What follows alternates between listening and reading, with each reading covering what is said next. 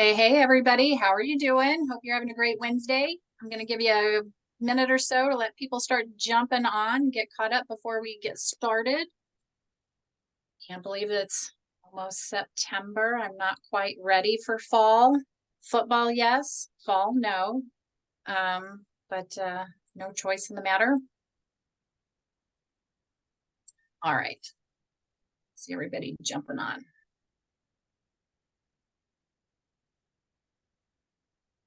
I'm going to go ahead and get started. Hey, everybody, welcome to the 2023 Professional Webinar Series by Harmony Foundation. I am so grateful you are here today. I missed you guys last month, so excited to get back on track. Couple of things. We just want to start out by thanking Ben Court, our presenter today. He is giving us a presentation on 21st Century THC. He is the CEO of Foundry in Steamboat, so we are very grateful to him for jumping on today and giving us his time. So for those of you who are new to the webinar series, I'll go over a few things about Harmony. First off, we are settled up in on 43 acres up in Estes Park, Colorado. We have been there we are 54 years in. Next year will be our 55th anniversary. We're very excited about that. We are right at the base of the Rocky Mountain National Park. And we are an abstinence-based treatment center. We always have been. That's what we stick to. That's what we know. So a few other things about us. We are a 70-bed residential program. We do have detox. We also have a very robust IOP program that we installed a year and a half, 2 years ago. And we provide family support and education, as well as a very, very robust alumni support services program. There we go. Here we go. So we are individualized. We do gender-specific treatment. Part of our campus is reserved for female-identified clients, and the other side is for our male-identified clients. Evidence-based 12-step program. And we do believe that it's important for us to provide lifetime support for our alumni and their family members. So if you have any more questions about Harmony or want to know more about our services, you can head over to our website, which is there on the screen, or call our admissions department. They are happy to answer questions, direct you in the area that you need to go to get those questions answered. So with all of that being said, there's a few things we need to know about the webinar. It is being recorded today, and it will be accessible on our website by end of day Friday. We offer a CEU for this. Your certificates will be emailed by the end of day on Friday. You got to give me to the end of day on Friday, and please check your junk mail. My email often ends up in spam junk folders, so please check there before you email me. But if it's not there, let me know. I'll get you taken care of. In order to receive your certificate, you must be involved for 45 minutes, and we do track that. So if you're rolling in at 38 minutes, I'm sorry, I can't issue a CEU certificate, but I can get you a certificate of attendance if you need that. Please complete the survey at the end. It helps us guide where we're going with our next group of webinars. We are releasing a new schedule coming up for 2024. So we'd like to know what you want to hear.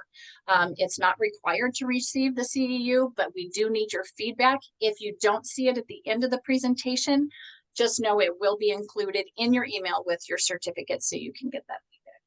We sure appreciate it. So Ben Court, our presenter today, so happy to have him. That's a very hefty bio that I have put in the email and I have here. I'm not going to read every single word because I'm sure he's going to give us a solid little rundown on his background, which is quite interesting, and has a couple of TED Talks out there. Yes, is that correct? Well, Ben? just one. Just one. Highly suggest you take a look at that one. So without any further ado, I want to say thank you to the Foundry for loaning us Ben. There's their website. Please take a look at it, go visit, learn about their programming that they have available. And if you have any questions, I will have contact information for them in the email as well. Questions that will, for today's presentation, Ben is going to pause a handful of times during the presentation to answer those questions. He has a lot of information, so I am going to stop talking and turn it right over to Ben at this point. All right. Thank you. A lot of words in a short amount of time. Thank you very much, Christy. I am going to share my screen now. I think. Christy, can you give me a thumbs up and let me know that that's working? I see it. Oh, even better. Okay, so then just need to get into slideshow. Okay. Hi, everybody from all over the country. I'm seeing all of your where you're at pop up. That's fun. I am going to do my very best to give you as much information as I can on this very relevant subject in an hour. I'm going to preface it by telling you that this is something I spend a lot of time on. I'm not going to do almost anything about my bio. I'm sure you can look that up somewhere. I just want to get right into the content. The only thing I am going to mention that's sort of off topic is that I do this quite a bit. Everything from collegiate to professional sports to lots of treatment to assisting some nations and states putting regulations and rules together.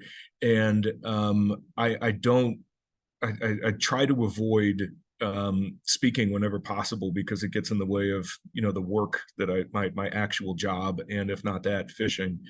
But I would never say no to Harmony because they have been such good friends for so long. Actually, the very first treatment center I ever went and visited when I got into the field in 2007, I worked with a nonprofit called Phoenix Multisport that's now called the Phoenix. And Harmony has been very, very near and dear to my heart ever since. You guys do kick-ass work out there, and I'm glad we've got you as a part of the community. Okay, so there's some bio stuff. Here's the only thing that I really want to point out to you is this, what's a fifth bullet point down, cannabis and medicine and evidence-based approach. In 2020, Springer Publishing asked a doctor named Ken Finn to put together like a desk reference for all things weed. And so Ken got a group of subject matter experts in all sorts of different areas and subspecialties of medicine. And he asked me if I would author the chapter on treatment and recovery. I promptly brought in my friend Letitia Bader because she's a lot smarter and more organized than I am, and the two of us wrote that chapter, which is in all likelihood, at least still this point, the first published best practices on treating cannabis use disorder is a small chapter inside of that book. I would really encourage medical professionals to have a copy of that on your desk because there's great reference stuff there. And for those of you who are on the clinical side of this, I'll hopefully summarize most of what Dr. Bader and I figured out in this. The one above that, the book I wrote came out in 2017, is old as hell. And you guys know this thing changes like minute to minute. So yeah, well, there's probably still some good information in there. I'm literally finishing the last chapter of the draft of a follow-up to that today. So we should have a little bit more there. Okay, I work for the Foundry. We're an in-network treatment program that knows what we're doing. Sorry, Amber, that's all we're going to get out of this because we got to talk about weed.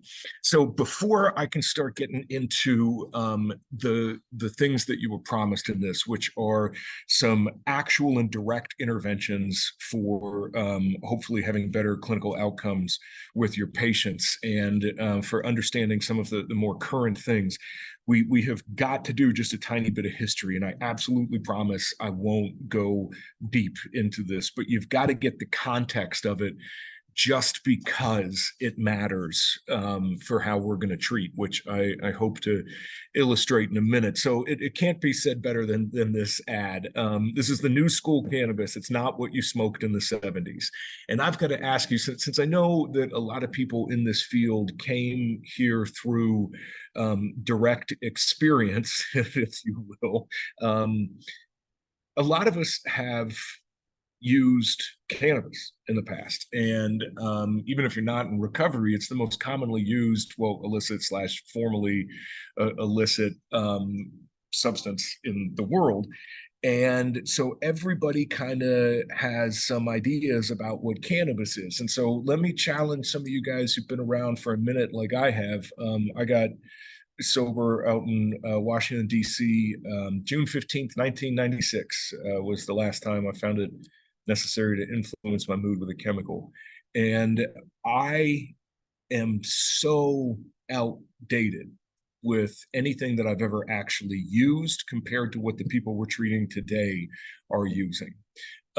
It's so different that you're going to notice a change in my vernacular. I am going to refer to the vast majority of what we're talking about here as THC. Because that's just a much more accurate representation. If you're not familiar, which I'm sure everybody is, but THC is the part of the plant that gets you high. If you don't have any THC, you've got hemp. You have something that can't in any way get you intoxicated. THC is the, all capital letters, psychoactive component inside of the cannabis plant.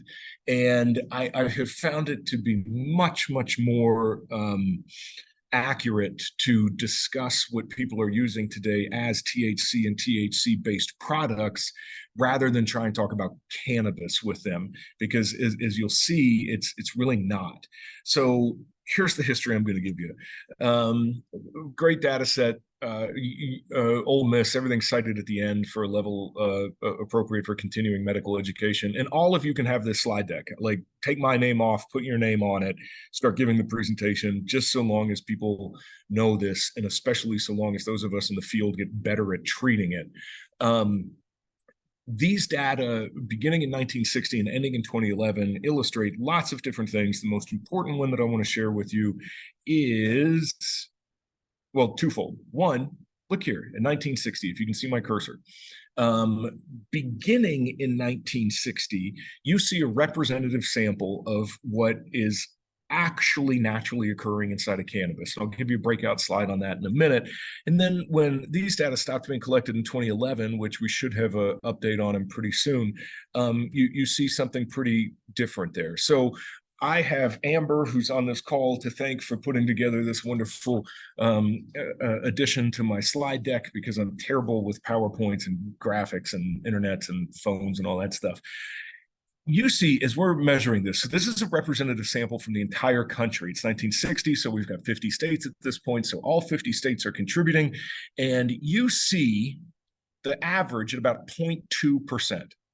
And interestingly, if we were to follow this line back into perpetuity, like forever, until humankind walked out of the garden or crawled out of the ocean or dropped out of the sky or whatever the hell happened, it would always be between about 0.2 and 0.5%. There was some variation based on the wares and some like the geography, and there were, of course, some higher averages that you could find that were always based around religious tradition. But cannabis as a whole, until the 1970s, was always checking in at less than 0.5% THC. There's a lot more interesting stuff we could get into with the plant, but we're not going to right now. And we'll forget about the CBD right here. So what I want you to see is 1960 to 2016 as a whole. Okay, you're seeing this pretty steady uptick. This is just good farming practices, cloning, different ways of growing, etc. This is what happens when we add the data that we have from the state of Colorado, which also unfortunately ends in 2016, but is the best data set that I've found of all of the states that have gone commercial so far. If we were to take the Colorado Marijuana Enforcement Division at their word, and the last published summary that they gave us in 22, they tell us that the average product that's sold in the state of Colorado, note the language, average, not high point, product, is 63% THC. So what I really want to make very clear to you at the beginning, and hopefully get rid of objections, issues, whatever, moving forward, is that I will not be discussing this plant that you see here. I don't care about it. What I'm going to be talking about is this drug that we have seen inundate our practices and our treatment programs for the last couple of years. I want to do just one more little history thing because it is really important when it comes time to talk about how we are going to relate to the people who we're working with. And that is, okay, I got that. I'm going to open up the chat thing. No cheating on your internet stuff. When did we make marijuana illegal in the United States of America?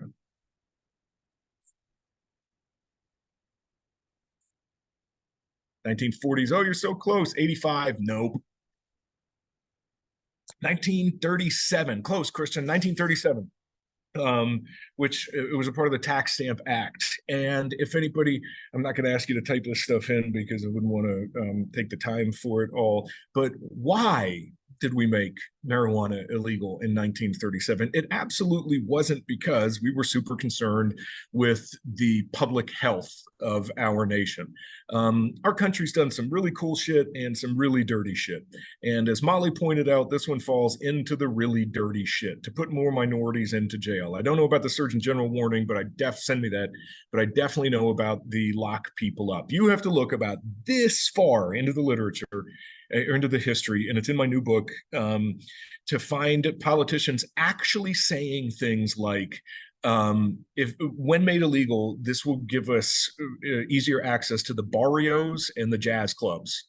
So this wasn't something that they were like, hey, let's go make the American citizen a more well-rounded and healthier person. It was, let's get more of those pesky minorities into jail where we can keep an eye on them. So there's the problem. And the issue that we've got, and I'm going to take the chat thing off now because I'll get distracted. The issue that we've got is that so many of us were brought up in these days when we really did just have a plant, something that grew naturally out of the ground and got a little stronger and a little stronger, was maybe had a psychological addiction associated with it, but for the most part, wasn't doing a ton of damage to the human brain and body. What we did was told a very inaccurate story about cannabis. And this is super important. This isn't some political diatribe I'm running down here. If you look at the data, you ask the vast majority of people about failed drug policy in this country, and the first thing they're going to say is just say no. If you look at the data, just say no was incredibly effective for a couple of years, for about the 4 years after Nancy Reagan told us that was all that we had to do was just say no. You did see a pretty dramatic decrease in youth use. However, then you see this spike. And the reason why was because we over exaggerated the harms. And so, if you want to keep a kid from doing something, scare them. It's that simple.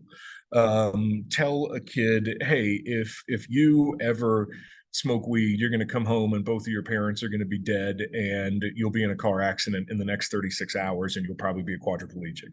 Like, most of the kids are going to be like, oh God, I'll never do that. And then what's going to happen is one of them is going to smoke weed and be like, hey guys, my parents are still alive and I'm totally walking around. And then everybody is going to say, well, they lied to us.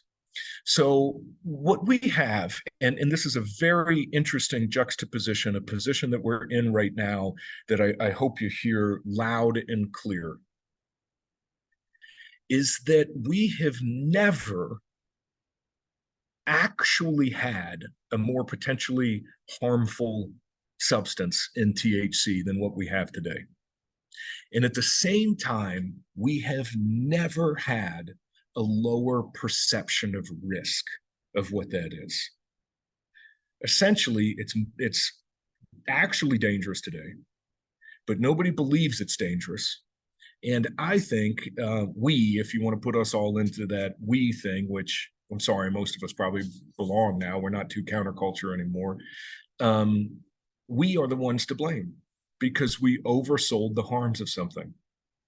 And so what you've got now is this generation that has grown up on the other side of that pendulum swing, which is it's not a problem, it's never hurt anybody, it's not addictive, all of this kind of thing. And we've lost the I don't know the right way to say it, the right to speak to them, because for so many years they can point back to these things and say like, oh yeah, this was your brain on drugs, that was awesome, and the Montana meth project and all of these things. So it's very important that you keep that in mind for what I'm about to share with you, because what I want to talk about is how to actually like help. So I'm going to pause at this part for questions if anybody has anything around potency or whatever. Joy, will I be speaking about hemp-infused products as a result of the 2018 Farm Bill loop? Not really, no. We'll see if we can get to a little bit of it at the end. It's important because it's Delta everything, but I really had to pick and choose what was going in here. Anybody else? All right. I'm going to keep going. Dr. Gable has a question there in the chat box. Oh, in the chat box. Yep. Dr. Gable, you're supposed to put those into Q&A, but we will let you get away with it because you're a doctor. Is today's THC powerful enough to invoke personality changes in heavy users? Absolutely, documented and well qualified, which I will get to in just a moment. Yes, it is, Dr. Gable. Q&As. Okay, moving forward. Thanks for that, Christy. So what are we looking at here? Oh, sorry, Zoom, rhetorical. What we're looking at here is the DSM criteria for a substance use disorder. And I think it's of extreme importance that you remember that this is not a substance-specific diagnostic criteria. These are for all substances. If somebody meets 2 or 3, it's mild. 4 or 5 moderate, 6 and above like me, and probably a lot of the other ones like me out there, it is severe. It doesn't matter what it's for. So one of the things that I used to feel like we dealt with a lot was people saying like, oh, you can't really believe marijuana is addictive, can you? It can't actually be addictive. It's like, look, man, like I'm not giving you an opinion. Like it would be an opinion in saying I believe marijuana is addictive in the same way I believe Wyoming lies directly north of Colorado. Like we're looking at objective diagnostic criteria. And those objective diagnostic criteria are what we have to keep in mind when diagnosing this cannabis use disorder, CUD, as just another form of SUD, of substance use disorder. Here are a couple of very high-level things that we learned about THC and addiction. And the reason why I'm going to hit this right now is because addiction, at least, is the reason why I'm here. Good Lord, is that Joanne Baum? Did you just write? So hello, my dear friend. Good to see you, Dr. Baum. Hi. In my first book, she was a resource that I used and is thanked at the beginning of it. Hi. It's very real, and it's not at all easy to treat. And one of the things that I hear from people so often is, yeah, but it's just weed. Okay. It's not like they're addicted to anything serious. They're only addicted to marijuana. What's the big deal about a weed addiction? It's not like they're going to overdose and die tomorrow. And listen, friends, though you guys in this field, you know the deal. I'm gonna be very frank with you. If I had the choice between, and I had to make this choice between a dear friend being addicted to THC or a dear friend being addicted to opiates, obviously I'd pick the THC because they're not going to catch a hot shot of the THC and die the next day. There's always a hope that we can get them back. However, to downplay the significance of addiction to THC shows an ignorance in the understanding of addiction as a whole that I know this group doesn't have. But so many people in the world do. We're like, yeah, all right, whatever. Maybe you're addicted to weed. What's that matter? Well, addiction I always like to, when I have more time, ask people to give me their definitions of addiction, because there's so many different ways to say it. But addiction, what I have seen, is it isolates us. Addiction destroys our families. Addiction guts our communities from the inside. Addiction keeps us from connection, be that with one another or a higher power. Addiction is something that gets in the way of us living our best lives. Addiction is when we become selfish as a whole, as opposed to selfless. And I think that you've got to be really careful in ever saying it's just an addiction to marijuana. Because in my experience, there is absolutely no such thing as just an addiction. I have seen people's lives ruined by compulsive fill in the blank, which I'm sure a lot of you have as well. And addiction is addiction, period. Something else I'd like to point out here is that very often this requires long stays in treatment as well as antipsychotic medications. So on the long stays in treatment part, like my friends at Harmony, we are an in-network provider, which means that under the Mental Health Equity and Parity Act, we always have to make sure that we are justifying what most of you are saying the words right now, medical necessity. That we are proving to the insurance providers that what we're doing is actually necessary. If you have ever tried to get somebody to prove medical necessity for cannabis use disorder, you know how frustrating that can be. Because you're seeing insurance providers give a day or for acute psychiatric issues and then not wanting to provide any care for somebody who has a cannabis use disorder, because they're like, well, there's no morbidity associated with it. Whatever, they're fine. Get back out there and do your thing. And what we have seen over the years on the front lines of treating addiction here in Colorado, one of the THC capitals of the world now, is that this one doesn't go quickly. Like I'm going to talk about detox in a second, but there's really not a super predictable detox associated with it. And sometimes these folks are coming in with such significant thought disorders. I guess I probably wouldn't even say sometimes. I think I would say most of the time, they're coming in with such significant thought disorders that you've got to get the right antipsychotic meds on board before we can even hope to find psychiatric baseline for them. And that takes real time. Listen, good luck getting through to somebody in talk therapy if they are have acute anxiety, if they are struggling with suicidal thoughts that are intrusive, or if they are seeing or hearing things that nobody else is. Like, first and foremost, the bottom of the pyramid on this one is we've got to have them in a place where they can understand the things that we're saying back and forth. And this means that a lot of the times we're treating these people for several months at a time.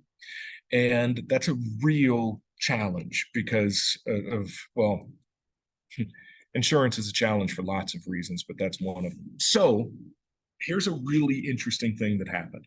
We got this study that was published in 2012 for the first time. And in 2012, what this study showed us, why some people cared about it in our field, was lots of drugs, gigantic N, longitudinal study. It said that it discussed all the different kinds of drugs out there, intoxicants, and it said that about 10% of everybody who ever tries cannabis will at some point in their life have a diagnosable cannabis use disorder. What it went on to say that was a little more interesting was that that number goes up to about 16% if initial use is in adolescence. So a lot of you are probably familiar with that. Well, this is where it came from. That same study was reported on again in October of 2020, and the rates of addiction for one-time use had gone from 10% to 30%. So you had gone from a 10% chance of a 30% chance, 1 in 10 to 1 in 3 of developing a diagnosable substance use disorder to cannabis if you ever tried it. And so, of course, anytime you have something nutty like that happen in a longitudinal study, the authors are going to write something. So these authors said, hey, our belief is that this is just potency. You got nothing else to thank for a 3-fold increase in 8 years other than potency. That's a big deal. And one that I hope illustrates to you as much as anything at all that I can say today, how different today's THC is than the cannabis so many of us interacted with in years past. Last bullet point on this THC and addiction is that a lot of these patients require physical detox as well as medical intervention. And I'm not going to get into a huge amount of detail on this today. Let me see, I'm doing on time. Nope, I'm not. But the physical detox is really real, and there are some comorbid medical concerns to be aware of, the chief of which, of course, is dehydration associated with cannabis-induced hyperemesis or cyclic vomiting. Okay, I'm gonna check for questions real quick and then keep going. Chat. So in the questions box, Joy had a question about how it is that the Netherlands can impose a THC cap, but we can't. Oh, right, totally. I actually wrote a chapter about this, Joy. Like, it's because the Netherlands isn't the United States of America, because the Netherlands didn't like bring you professional wrestling, and they don't supersize their Big Macs, and they didn't think that dude from The Apprentice would be a good president. Like we do things to the extreme here. And I will, until somebody is able to prove me differently, will continue to just believe that our politics in this country have much, much more to do with the money than the right and wrong with it. It's not just the Netherlands. Uruguay has instituted what I would consider to be a very successful decriminalization and even pseudo commercial sales sort of a thing. Like, other people have been able to pull this off. Other people aren't as enamored with and in love with free market capitalism as we are. We have a very rich tradition of exaggerating addiction in this country in order to make money off of it. It's kind of that simple. It is, thank you, Joy, well said. It is the love of this, the love of the money that has led to the issues with it. And I will, again, I wrote a whole chapter on this, looking at other places that have done it successfully and why I think that's been so elusive for the United States of America. One thing I want to point out to you as I get into this is oh, sorry, Joanne. The big medical word I said very quickly for detoxing was cannabis-induced hyperemesis, which is cyclic vomiting, which is the same thing as, well, some people call it scromiting. Christina, you are exactly right. There are very few that regulate content. What we have is an unregulated market, essentially, and we'll get more into that. I'm sorry, you guys, they'll get so sidetracked on this. Virtual's hard because it's way more fun to be able to talk back and forth when we're doing this. The reason why I list the page on this before I'm going to get into it, I'm going to tell you in a second. It was some awesome advice that somebody gave me, and I wish I could credit him. I was a physician somewhere in the Southeast who told me this trick. The last version of DSM gave us objective criteria for cannabis withdrawal.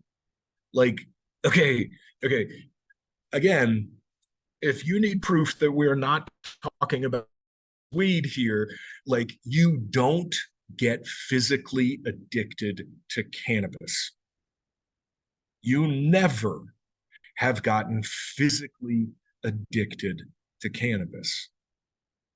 You can absolutely build a physical addiction that leads to withdrawal from THC. And the reason I mentioned the page here is because the criteria for this is listed on page 518, and it's the page before that that says cannabis withdrawal.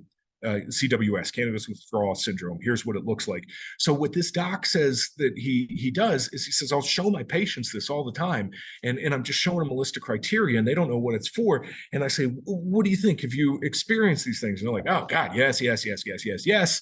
And then he can turn the page back and say, so you have pretty consistently experienced the symptoms of cannabis withdrawal syndrome. Can we talk about this?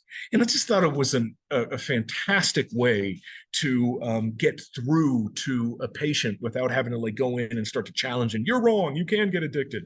I thought it was a collaborative kind of strengths-based approach to doing that. So cannabis withdrawal syndrome, repeat slide, sorry. So we had this sample from 2012 to 2013 that told us, again, this is a long time ago, this is a decade ago, cannabis withdrawal is highly comorbid and disabling. Its shared symptoms with depressive and anxiety disorders call for clinician awareness of CWS, blah, blah, blah. That was a decade ago. In 2020, this was published in JAMA. That cannabis withdrawal syndrome appears to affect 47 to 93% of users. It's the frequency on this one. If you're a frequent user, there's a better than 9 in 10 chance that you will experience withdrawal symptoms from THC. Check this out. These findings suggest that cannabis withdrawal syndrome appears to be prevalent among regular users, and clinicians should be aware of the prevalence of CWS in order to counsel patients and support individuals who are reducing their use of cannabis. Here's exactly what those symptoms are. It is one of these mixed with one of the physical ones. Please get yourself familiar with this. I'm not going to go into a ton of detail to it other than to say that one of the things that I see happen very often inside of treatment, that the less informed kinds of treatment are we will penalize patients for acting like drug addicts. It's one thing our chief clinical officer, Dr. Barnes, likes to say all the time is you don't get in trouble for doing your job here. And the job of the people we're treating is to be drug addicts. Our job is to try and help them find recovery. And in the same way that you would never get down on the patient who's in withdrawal from opiates, about vomiting and not being able to get out of bed. You know, like, come on, you worthless piece of crap. If you really wanted this, you would be able to, you would never do that. I would really encourage you to know these signs and symptoms very well and to never do the same thing to the person who is experiencing, keyword, physical withdrawal symptoms from their cannabis use. I think that this is one of the things that if we can get better at treating, we're going to have a lot fewer people bomb out of treatment over it, because I think that this is a reason why a lot of people leave, because we're not appropriately addressing this particular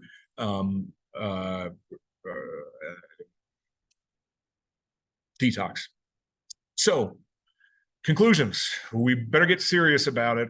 Please, please, please take this seriously, because I think we do so at the expense and at the cost of our patients. I'm going to answer John's question now because it'll drive me nutty if I don't. What the data suggests, John, is a frequency of 3 times a week or more. However, there are so many factors about this that like you can't, and I'll speak to 1 or 2 of them right now. Next, that I just said, I believe that people are leaving care over this. The biggest thing for you to remember on this is that you will see symptoms peak between days 3 and 4. Number of reasons why, we won't get into them, read the literature. You also can expect to see a strong resurgence of symptoms around day 14. That's really intense. And it's really intense for a number of reasons. One, almost everything else you deal with, I can't think of many exceptions. Feel free to type one if you can. You see a declining acuity when it comes to a person's detox for the most part. I mean, like, yeah, alcohol is going to get worse day 2, 3, 4, whatever. But what you're going to see is like a predictability in how it's going to go. This is really hard because somewhere around that 2-week mark, your patient is going to have a resurgence of symptoms that is physical. It's not a psychological resurgence, it's a physiological resurgence of symptoms. And this is going to mess with the recovery. And the thing that I jokingly, not jokingly say is that typically around day 14, the other thing that's happened is the people who were treating, at least on an inpatient level, the people who were treating have decided that we're morons and that they know way better than we do, and they're totally good. They're never going to use again is the scariest thing that any patient can ever say as they walk out of the door. I'm good. I'm never going to use again. And that they've got this. They don't need any more help. So the idea that I'd like to present to you is that I think a lot of the times what's happening with this sort of predictable psychology of treating somebody is around that 2-week mark. They're good. Is I think you've got a physiological reason why some of them are really itching to go back out as well. And I'd like those of you who work with females, unfortunately, our inpatient is only male right now, our outpatient's female, but we're waiting to have an opportunity for inpatient women's beds. But like at Harmony, where they treat men and women, you see a notably more severe impact on females withdrawing from THC than you do for males. And we don't have any meds for it. There are a couple of meds in phase 2, 2 meds that I know of in phase 2 FDA trials. I had a chance to preview the data of one of them, which was incredibly compelling. And I think that there's a good chance that we will have some meds for this down the road. I don't know when, obviously, and I will tell you that you'll see different providers trying different things, and since I'm not a prescriber, I'm not going to weigh in on any of them. The only one that I will tell you that there's sound evidence for, at least at this point, is aggressive hydration. And that would include intravenous hydration. And Robert, yes, your reappearance of pause is on the Gorski scale. Yes, at day 14. Great question. Thank you. I'm going to skip over these two real quickly because I really want to get to the solution part. Very simply said, since we have legalized and then downplayed the risks associated with it, you see more use at home. More use at home leads to a predictably higher ACE score. And I would assume that that's more use of all substances. This study particularly focused on cannabis for it, but probably no huge surprise there. The more use you have at home, the higher the corresponding ACE score for the patient. And I'm going to get to that first bullet in a second. I will throw out the commercial here and tell you that Dr. Barnes has built an incredible family program for us, and it's open to the entire world. It's completely online, and if you don't know Dr. Barnes, you should. He's incredible, and he's built a great program for families, and we try and fix these things in. Okay, engaging young people, and I guess by young, anybody who you need to work with on this subject. Yeah. I don't know how to define young. I need to change that language. Hey, Amber, somebody asked for a link to Dr. Barnes's things. Would you mind throwing it in there, please? I would ask you, before anything else with these people, to consider their reality. That they have grown up in a world very different from the one you and I did. I'm assuming some things here. I'll get to this slide in a second. They don't believe that there could possibly be a problem with this. And if you go into it too hard with them, you run the risk of isolating What I've been saying the last, man, I'd say like notably in the last year, maybe last year and a half, is how many people are coming into treatment and saying, I got a big problem with THC. About a third of our milieu today is people for whom THC is their drug of choice. It's primary. Um, you you've got to remember though that if you come at them too hard with this, you really may end up isolating instead of bringing them in. So I'm going to encourage folks to play the long game with this. The nice thing about cannabis is, and listen, please don't.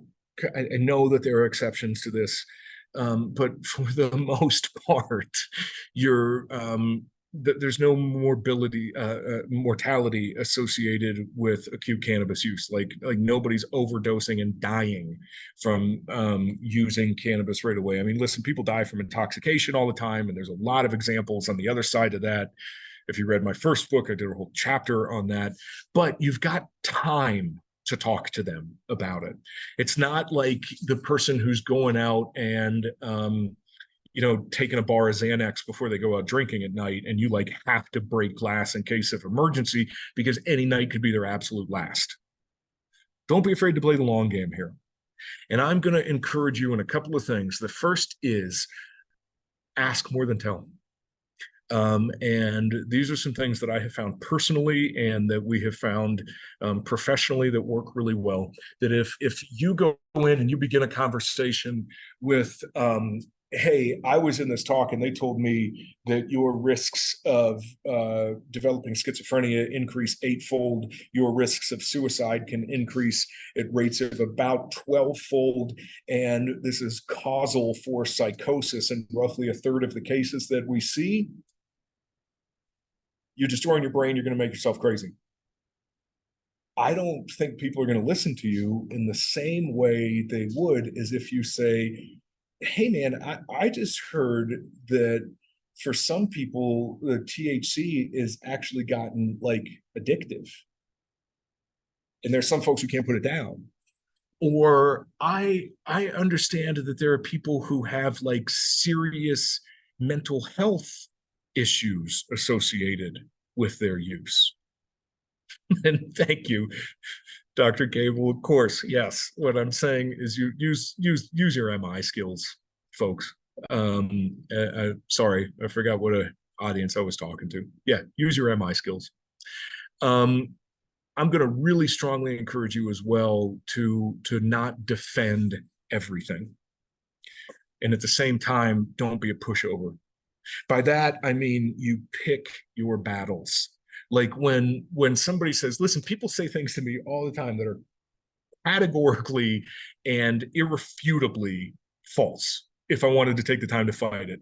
Dude, Thomas Jefferson and George Washington blazed one every night together on the deck while they sat around and like wrote the Declaration of Independence.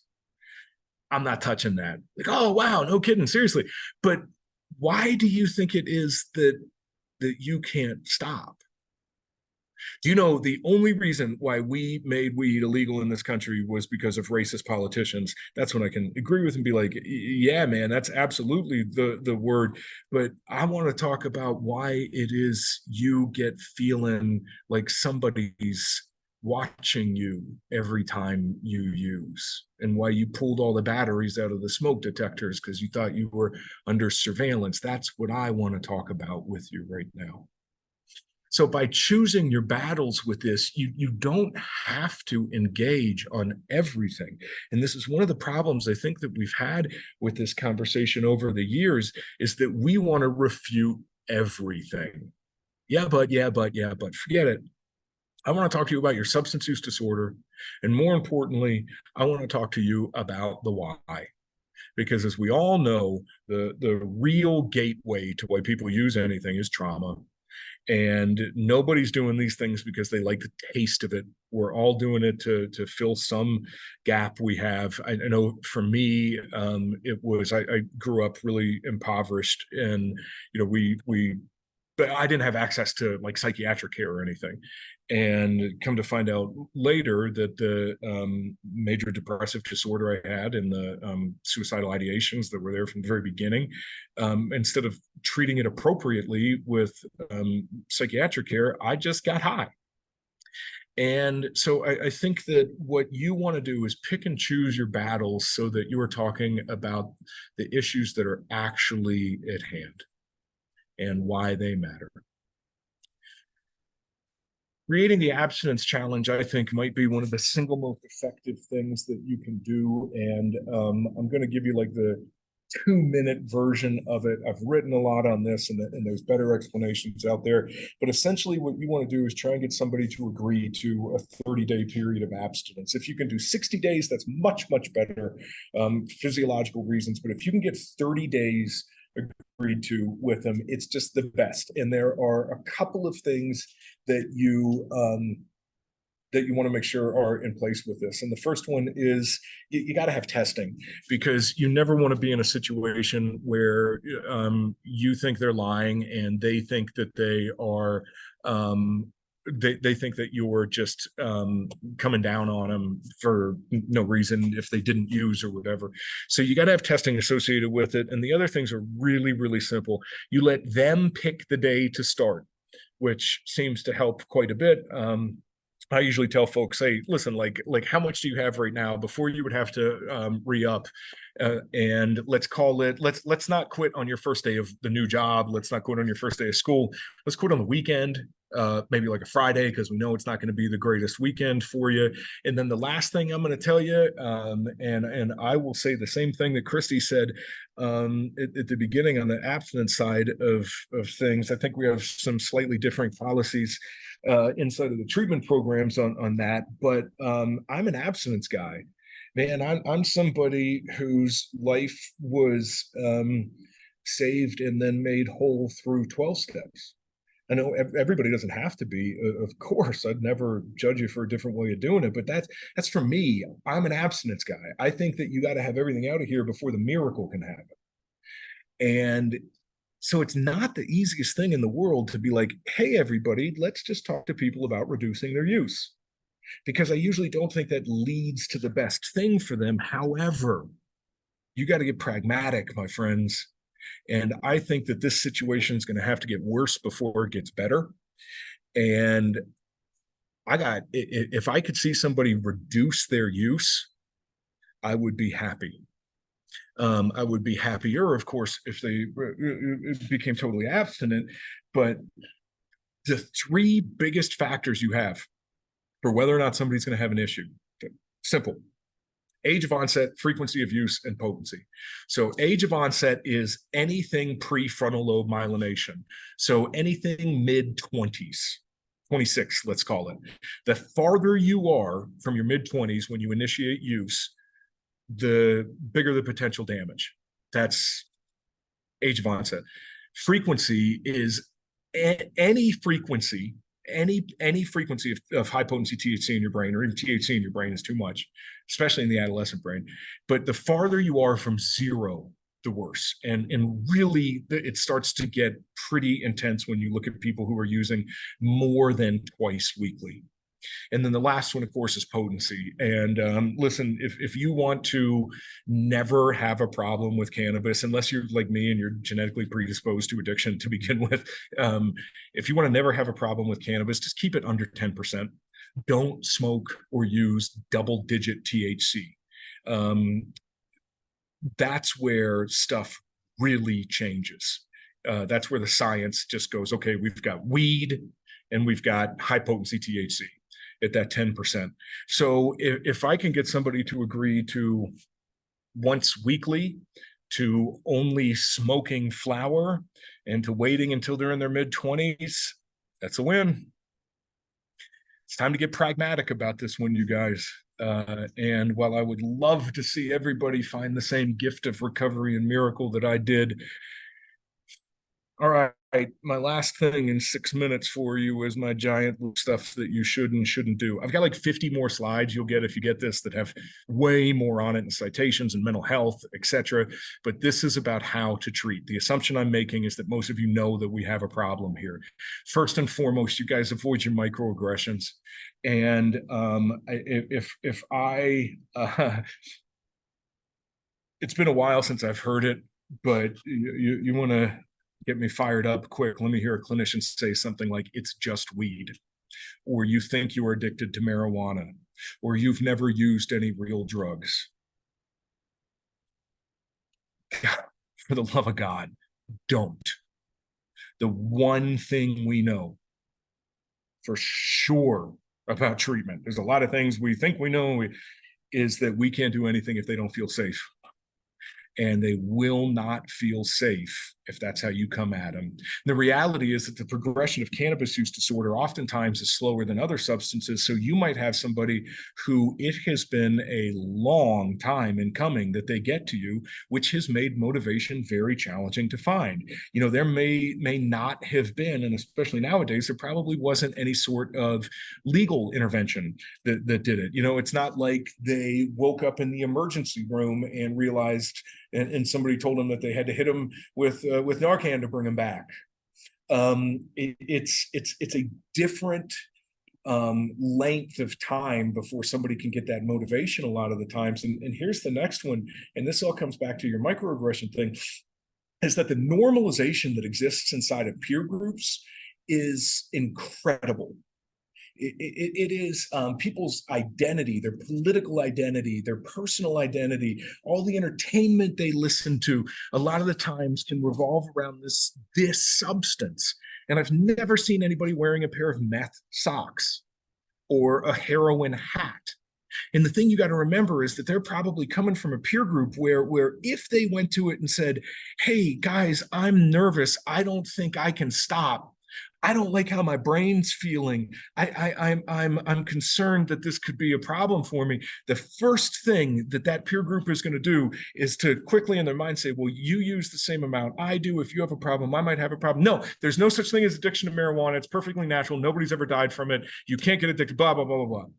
So my presumption with people who come into treatment for cannabis use disorder, a lot of the times have not enjoyed the same universal support as everybody else has. Because if I say, hey guys, I got to get off the bottle, I got to stop smoking meth, I got to stop shooting dope, everybody is going to rally around me. But I think that a lot of these folks, what they've experienced when they said, I need help with my THC use, my cannabis use, is people being like, oh, what, weed? Seriously, you want me to write a check for 30 grand for you to go to treatment for weed? Just stop. We can't be that. We've got to be more than that.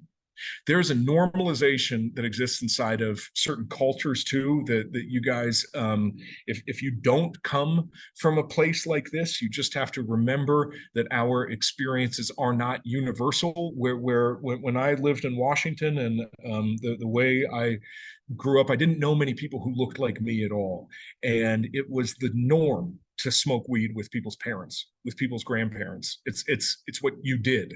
I work in professional athletics, and I was working with an NFL player several years ago who was getting ready to go home for Christmas. And he said, man, I'm nervous. And I said, yeah, holidays suck. And he's like, no, man, like cannabis Christmas. So what's cannabis Christmas? And he said, well, grandma saves up and she usually buys about a half a pound and she keeps it on the dining room table. And like, I won't see my grandmother. I probably won't see any of my cousins if I'm not over there because it's how everybody hangs out. So I'm going to skip down to the last three. Normalization of sobriety and everyday activities. If you're not familiar with SAFE, the Colorado-based nonprofit Sober AF Entertainment, you should be, because it's a really cool way of getting people re-engaged in the world. There's a lot more on this. I don't have time.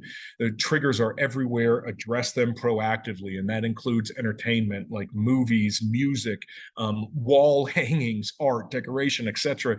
And I will leave you with this one last thing, is that Marijuana Anonymous is online now. And that is the coolest thing that's happened in the last couple of years. It used to be that you had to live in a major metropolitan area, but now, there's probably 10 meetings going on right now.